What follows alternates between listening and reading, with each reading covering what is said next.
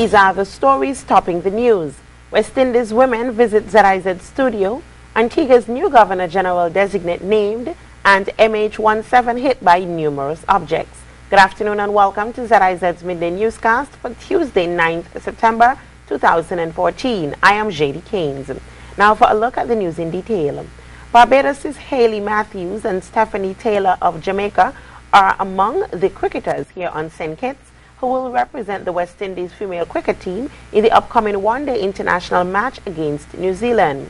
The females were featured as this morning's guests on Starting Point with GQ on ZIZ Radio 96.1 FM. Following the interview, Taylor told ZIZ News that she is interested in developing the sport of cricket among the island's young females. I would love to go into the schools and, interact with the young girls because I know that I was actually coming from there, and it's something that I've always liked to do. So I would love to do some of that here in St. Kitts. Meantime, 16-year-old Matthews had words of advice for aspiring cricketers. When you start, you're not always going to be the greatest, but once you keep training, keep working hard, you can only get better, and eventually you make it once you put in the work. The West Indies women will play against the New Zealand women at Warner Park on September 12th. That's Friday. We'll have more on this morning's interview in tonight's major newscast. The recent killing of a teenage girl on Nevis has attracted regional attention. Shante Claxton of Jessop's Village was found dead on the premises of the St. Thomas's Primary School on Saturday. Human and gender rights advocate at the Caribbean Mentorship Institute, Felicia Brown, is the latest to speak out against the act. In an interview with ZIZ News, Brown called for the immediate protection of the nation's children and their rights. We have to, particularly in the Caribbean, we have to ensure that the rights of children are upheld, and the rights of children are always advocated within all societies, not primarily in all the global societies, but in the Caribbean we must ensure that children are protected, whether it's by the communities, whether it's by the school, or whether it's by the state. And we are making a plea as well to the persons that are responsible for our children in the societies that we need to recognize that children have rights. It's a very dire situation at this moment. To hear a loss of any child towards any family is devastating. Brown is now advising serious counseling sessions for students of the school where the victim was found, and also for those of the school she attended. For our organization, the Caribbean Mentorship Institute, what we'd like to recommend is that the children from those schools be given counseling, because it's a very devastating as well traumatic experience for them, because I'm sure that some of them may be feeling fear or anything of that nature. As young persons, you may find that, and we're dealing with younger children. And so at this point, what we'd like to do, though we know that it's a very hard, difficult task for them, we'd like to encourage the parents as well as the family members to start speaking to their colleagues, the young persons that may have been her friend at school, because it's a very traumatic period of time for not only the students but for the school as well. So we need to have some form of intervention where they receive some form of counseling, because this is very traumatic at this moment. On Sunday, police confirmed that one person was in custody assisting the investigation. The Caribbean Mentorship Institute connects qualified mentors and volunteers with youth across the Caribbean. The non-profit organization provides leadership, mentoring and volunteering programs. Ministers of government are today, Tuesday, visiting 6 of the primary schools on St. Kitts. The visits form part of activities to mark the month-long celebration of St. Kitts and Nevis's 31st independence anniversary. Students of the Bronte Welsh, Tyrrell Williams, Sandy Point, Newton Ground, St. Paul's and Diek Bay primary schools will get a chance to interact with the ministers.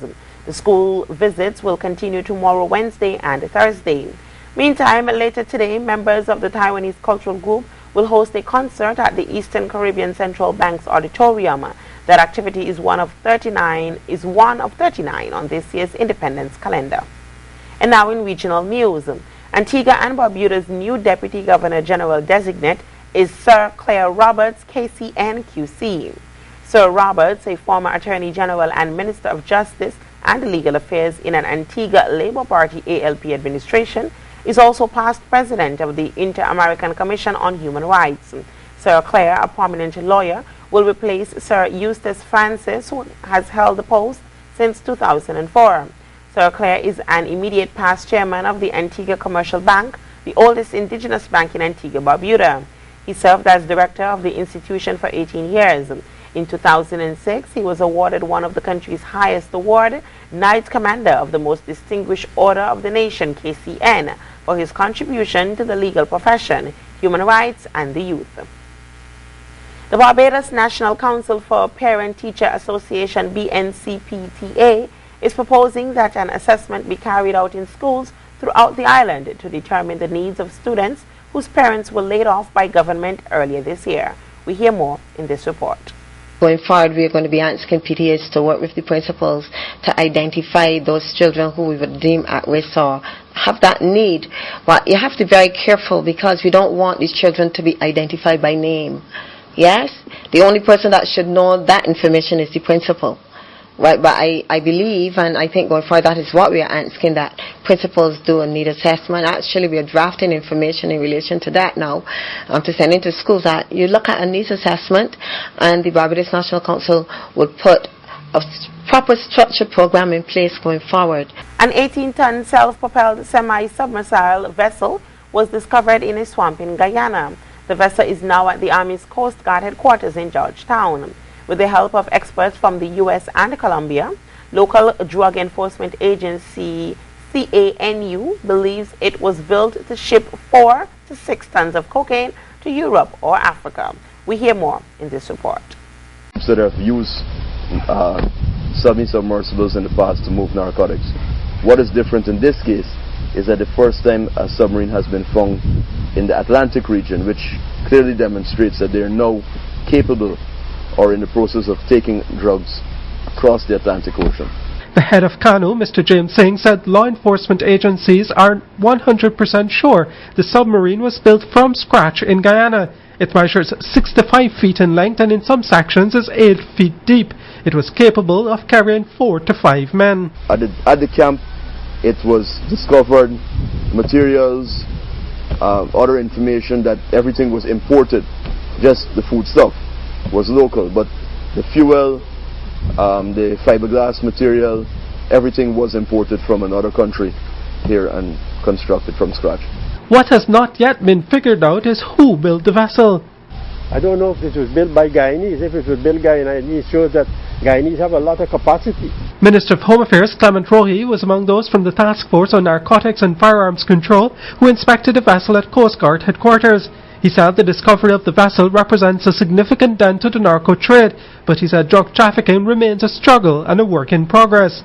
Who knows what exists elsewhere in our national territory? You never know. And that is why we have to be constantly on the alert and be able to receive and process information into actionable intelligence, which the GDF, Special Forces, Coast Guard, Police, Marine Wing, as well as CANU would be able to act on. Rohi admitted that Guyana is seen as a reasonable country through which to ship drugs. Vessels moving drugs, people moving drugs, plane moving drugs, will all find Guyana from a geostrategic perspective. What I could say is a reasonable location insofar as transiting of drugs is concerned. And that is our major challenge. The discovery of the vessel in the Wainui region was made through a joint operation between CANU and the Army's Special Forces. Internationally, MH17 Dutch experts said that the Malaysia Airlines flight MH17 crashed in eastern Ukraine after being hit by numerous objects that pierced the plane at high speed. The BBC's Anna Holligan reports. Well, we have a copy of the report here. This is one of the first copies of this report. We've literally just been handed this, so we haven't had time to read through all of the 35 pages, but just to give you an idea of the headlines here, as you say, it reports, it points towards external damage. So it says here that the Malaysia Airlines flight broke up in the air, probably as a result of structural damage caused by a large number of high energy objects that penetrated the aircraft from outside. it also talks about the crew, highly experienced crew, and about the state of the aircraft. There was no reason, no technical fault reported. Now, all of the information inside this report implies that it could have been brought down by a missile, but we know this report is not designed to attribute criminal responsibility or blame. That's part of the criminal investigation. All of this is about the aviation circumstances surrounding that crash. And you might be able to hear around us here, journalists from all over the world have gathered to bring what is the first official account of what happened. Absolutely, and I know you need time to go through it, but just looking at some of the reports on it coming in, it is confirming probably what people knew to a degree already, that the cockpit voice recorder, the flight data recorder, and from air traffic control all suggesting it proceeded as normal until 13:20:03, after which it ended abruptly, and a full listing of the flight communications revealed no signs of any technical fault or any kind of emergency situation, so no warning basically. What or who was responsible? Exactly, that's exactly what they're saying. There were no warning tones heard in the cockpit that might have pointed to technical problems. The flight data recorder registered no aircraft system warnings. The people who compiled this report, 25 experts from Malaysia, Australia, the UK, Germany, the United States and Ukraine and Russia, they've all been working from the headquarters of the Dutch Safety Board here in The Hague. The African Union has been meeting in Ethiopia to discuss a joint response to the Ebola outbreak. Health and foreign ministers say other African nations need to mobilize resources to help the affected countries, particularly in West Africa. Al Jazeera's Catherine Soy reports from Addis Ababa. Close to 7 months after the Ebola epidemic began in West Africa, the African Union's Executive Council has held its first emergency session. Calls for a more coordinated response, funds and deploying medical teams dominated the agenda. The UN estimates that need at $600 million immediately. WHO has a clear roadmap for the process. The minimum to expect is that Africa comes in solidarity for this emergency package to be implemented without any more hesitations. Time is pressing. That is the real solidarity. Several countries have closed their borders to Sierra Leone, Liberia and Guinea, the most affected nations, some of the poorest and still recovering from decades of conflict. For each African country, putting in place draconian measures that are not medically justified, they have to think of themselves being under the same measures in a not so distant future as a very likely possibility. Analysts have criticized the AU for responding so late into the crisis and then not taking the lead in international coordination efforts, an accusation its chairperson says is unfair.